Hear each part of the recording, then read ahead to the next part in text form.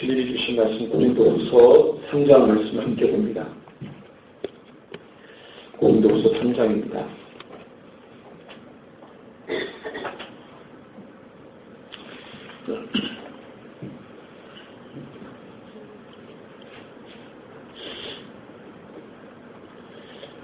고린도후서 3장 288쪽인데요.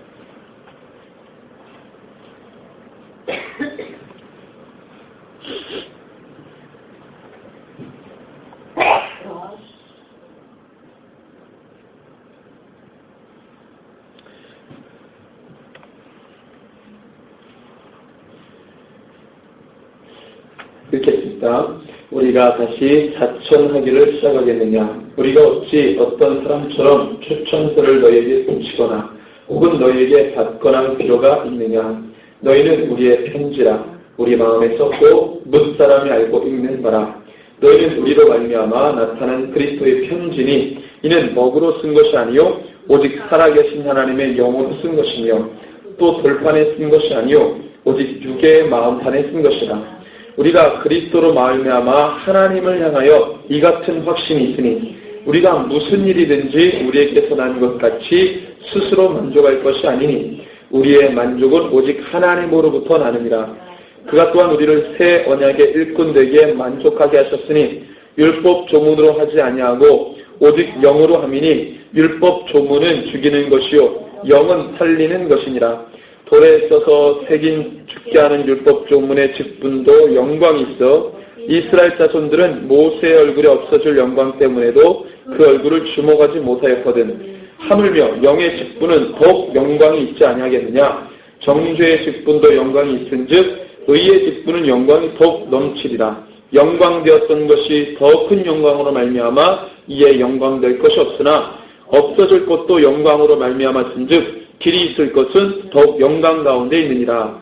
우리가 이 같은 소망이 있으므로 담대히 말하노니 우리는 모세가 이스라엘 자손들에게 장차 없어질 것에 결국을 주목하지 못하게 하려고 수건을 그 얼굴에 쓴 것 같이 아니하노라. 그러나 그들의 마음이 완고하여 오늘까지도 구약을 읽을 때에 그 수건이 벗겨지지 아니하고 있으니 그 수건은 그리스도 안에서 없어질 것이라. 오늘까지 모세의 글을 읽을 때에 수건이 그 마음을 덮었도다. 그러나 언제든지 주께로 돌아가면 그 수건이 벗겨지리라. 주는 영이시니 주의 영이 계신 곳에는 자유가 있느니라. 우리가 다 수건을 벗은 얼굴로 거울을 보는 것 같이 주의 영광을 보매 그와 같은 형상으로 변하여 영광에서 영광이 이르니 곧 주의 영으로 말미암음이니라. 아멘. 예, 오늘 우리 고린도후서 3장 말씀을 배워봤습니다. 바울행전 33번째 시간인데 감당 못하여 은혜 받은 자라는 제목을 가지고 함께 말씀 나눕니다. 제가 영상을 하나 보여드릴 텐데요. 이 영상은 아프리카 나이지리아에 있었던 부흥에 관한 영상입니다. 그래서 나이지리아, 이 아프리카의 어떤 부흥이 어떻게 일어났는지 이 말씀을 전하는 그 목사님 이 설교 말씀을 더 잘 보시고 또 얼마나 많은 인파가 모여서 하나님의 그 복음 가운데 들어와 예배하는지 함께 잘 보시길 바랍니다.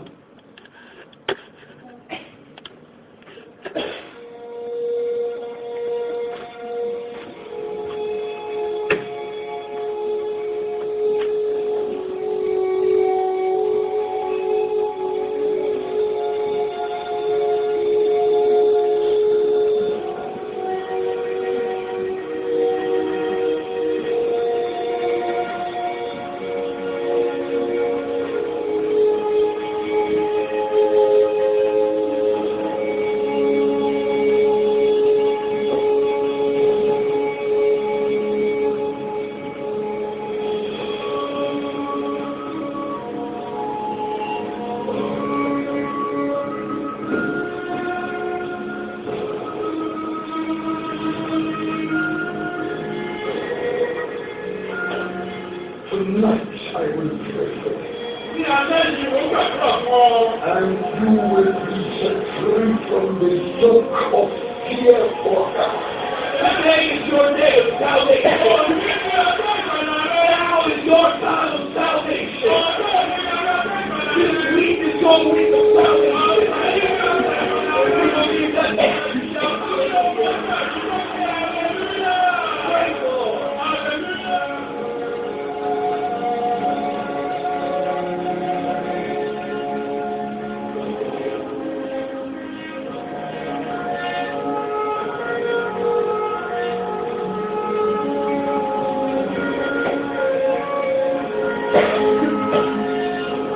Tonight you may come here as weak as can be.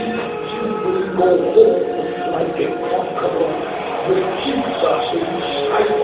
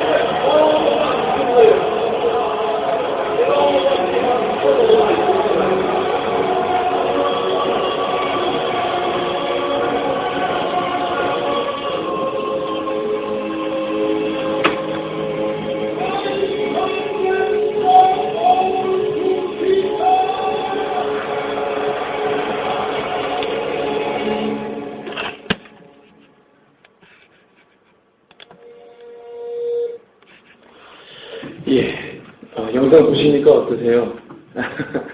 나이지리아에 2000년부터 2009년도까지 있었던 이 부흥 집회입니다. 연일 이 모든 나이지리아 도시들을 이렇게 이제 복음을 전하는데 100만 명 이상, 거의 200만 명에 가까운 사람들이 예수님을 영접하게 되고 예수님 옆에 나오게 되고, 나이지리아는 지금 기독교 국가입니다. 아프리카가 복음화율이 30%, 전 세계에서 복음화율이 제일 높은 곳이 아프리카인데, 아프리카에 이렇게 예수 믿는 사람이 많습니다. 아프리카는 전통적으로 여러분들 잘 아시지만 무속과 그다음에 여러 가지 토착 종교들이 강하게 사로잡혀 있고, 특별히 이슬람을 믿는 이슬람이라는 종교가 북부 아프리카로부터 계속 남아합니다. 그래서 지금 수단 같은 나라도 이슬람에 있는 아주 극진 이슬람 단체들이 마을을 막 습격해가지고 이 기독교인들은 무차히 막 죽입니다. 교회에다가 불을 지르고, 그다음에 예수를 부인하지 않으면 산채로 목을 잘라가지고 막 이렇게 하는 일들이 지금도 일어나고 있고, 국제 기구인 유엔이 어떻게 해결을 못해요. 뭐 게릴라적으로 나와가지고 주민들, 예수 믿는 사람 죽이고 도망가고 그러니까 잡을 수가 없어요. 믿는 사람들이 계속 그렇게 희생을 당하고 있죠. 하나님의 그 놀라운 역사 가운데 이렇게 영혼들이 주님 앞에 돌아와서 예수님을 고백하고 예수의 사람이 되고 그리스도인들이 되었습니다. 지금도 이러한 역사들은 진행되고 있습니다. 그래서 오늘 말씀에 바울이 이야기하는 것처럼 우리는 단순하게 예수 믿는 사람이 아니고 내가 바로 편지다. 내가 바로 예수님의 증인이고 내가 이렇게 살아있는 것 자체가 예수님을 그냥 드러내는 것이다. 내 머리부터 발끝까지 예수님이 살아계셔서 내가 하는 말, 내가 하는 행동, 내 삶을 보면서 그들이 예수를 알게 되고 예수가 어떤 분인지를 보게 되고 체험하게 된다. 우리는 그리스도의 편지다라고 바울이 그렇게 이야기한 겁니다. 겉으로 내가 예수 믿으면서 속으로 내가 겉으로 예수 믿는다 하지만 속으로 세상과 별반 다를 게 없이 살아간다면 우리는 결단코 그리스도인이라 말할 수 없을 것이다라고 이야기하는 것입니다. 살아 숨쉬고 이렇게 땅을 딛고 서 있는 것 자체가 바로 우리가 예수님을 전하는 것이 되어야 한다라고 바울은 이야기했습니다. 그래서 바울은 지금도 물지 않고요. 예수님을 전했던 사람이고 고린도후서 말씀에 보면은 바울이 당했던 여러 가지 고난들이 있습니다. 이 고린도후서 4장 말씀에 보면 제가 읽겠습니다. 우리가 이 보배를 질그릇에 가졌으니 이는 심히 큰 능력은 하나님께 있고 우리에게 있지 아니함을 알게 하려 함이라. 우리가 사방으로 웃겨쌈을 당하여도 쌓이지 아니하며 답답한 일을 당하여도 낙심하지 아니하며 박해를 받아도 버림받지 아니하며 거꾸로 트림을 당하여도 망하지 아니하고 우리가 항상 예수의 죽음을 몸에 짊어지면 예수의 생명이 또한 우리 몸에 나타나게 하려 함이라. 바울이 당했던 일을 얘기한 겁니다. 거꾸로 트림을 당하고 우겨쌈을 당하고 많은 사람들로부터 고통도 어려움을 당했지만 그가 죽었다 절망이다 말하지 않는 것은 내 안에 예수의 죽음과 더불어 예수의 부활이 내 몸에 있기 때문에 내가 그것을 믿기 때문에 낙심하거나 넘어지지 않는다고 바울이 이야기하는 것입니다. 적어도 예수 믿는 사람들은 여기에 보셨던 것 같이 그전에는 무속을 믿고 귀신을 쫓아다니고 그렇게 토착 종교에 매여 있었던 사람이었지만 하나님이 원찮았던 그 문화에 매여가지고요. 사람이 막 그렇게 죽고 그랬지만 이제는 예수님을 영접하니까 아까 우리 목사님이 막 선포하잖아요. 내 모든 것을 다 주님 앞에 내려놓습니다. 내 모든 것을 다 열어놓습니다. 주님 오셔서 내 문을 두드려 주시고 내 안에 들어와 주십시오. 이렇게 얘기하잖아요. 그렇게 우리가 주님 앞에 나가는 겁니다. 그전에는 내가 주님 몰랐을 때는 내가 이 세상 가운데 원했던 것을 다 하고 살아왔지만 이제 주님이 내 안에 들어올 때는요. 그동안에 내가 해왔던 모든 걸 다 버리는 거예요. 그리고 내 몸에 내 안에 예수님을 모시는 겁니다. 그래서 내 삶 자체가 예수님을 증언하고 증거하고 보여주는 것 이것이 바로 그리스도인이라고 말하는 것이죠. 그래서 이 4장 16절에 보니까 그러므로 우리가 낙심하지 아니하노니 우리의 겉사람은 낡아지나 우리의 속사람은 날로 새로워지는다. 예수님 때문에 내 겉사람은 이렇게 후패합니다. 낡아집니다. 그렇지만 예수님의 영이 내 안에 계시니까 내가 날마다 새로워지는 것입니다.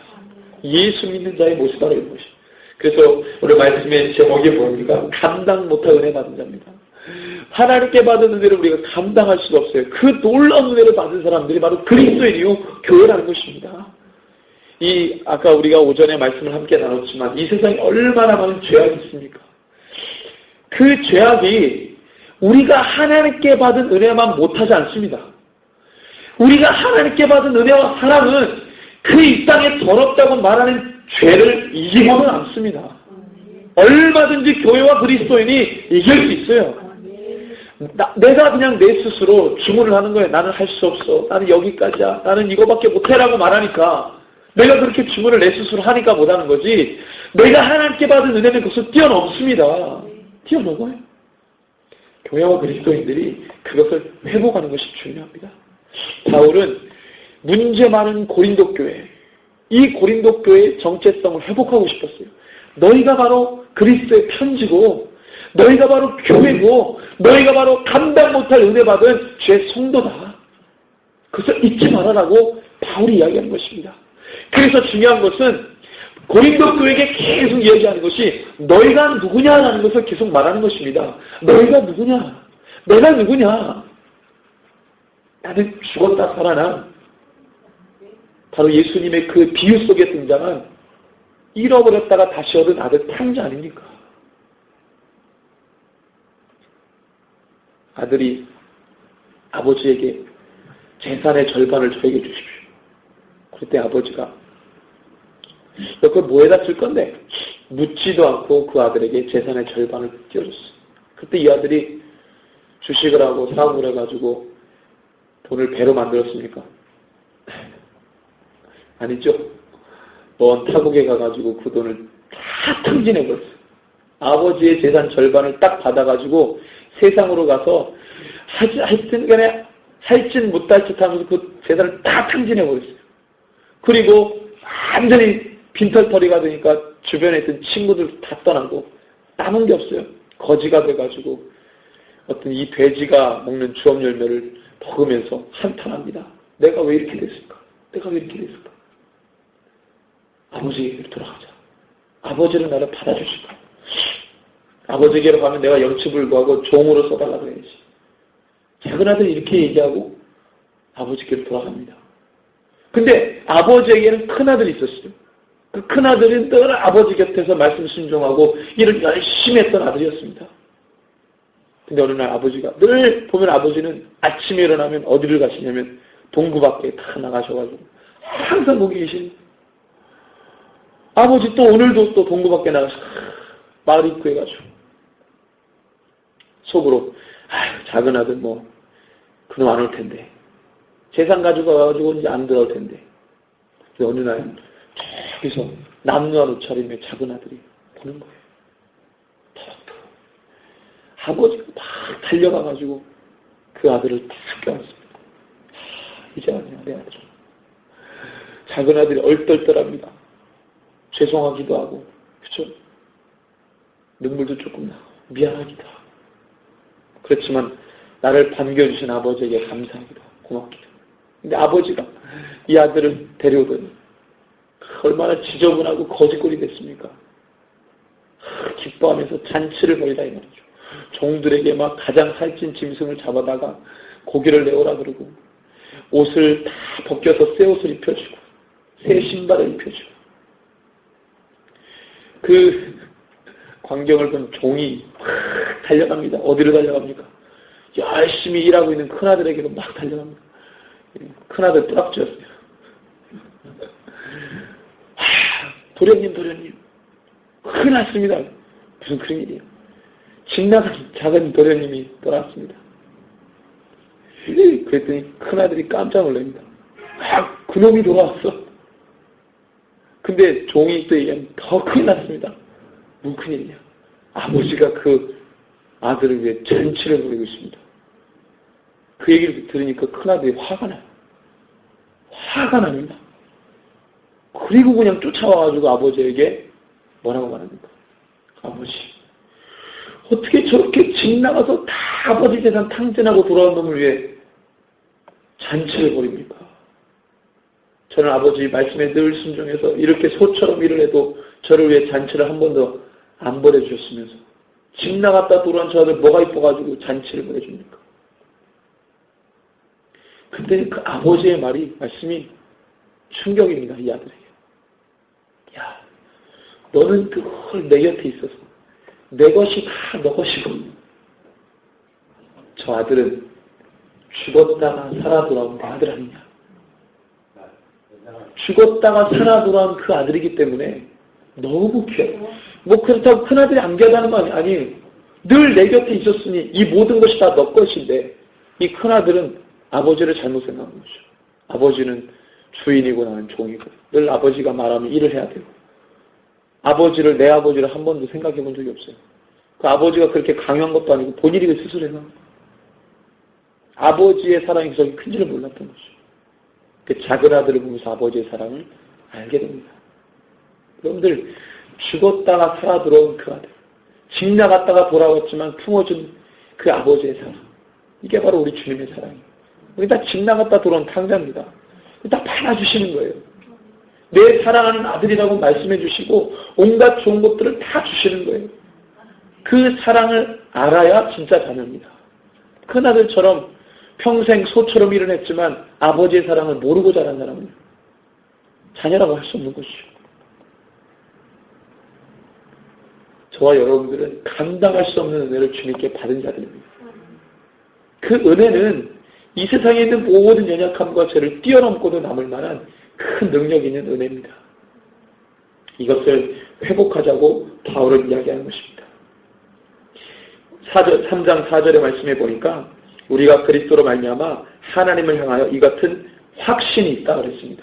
하나님께 받은 확신이 뭐냐면 5절 6절 우리가 무슨 일이든지 우리에게서 난 것 같이 스스로 만족할 것이 아니니 우리의 만족은 오직 하나님으로부터 나느니라. 여러분들 소원하는 것이 있습니까?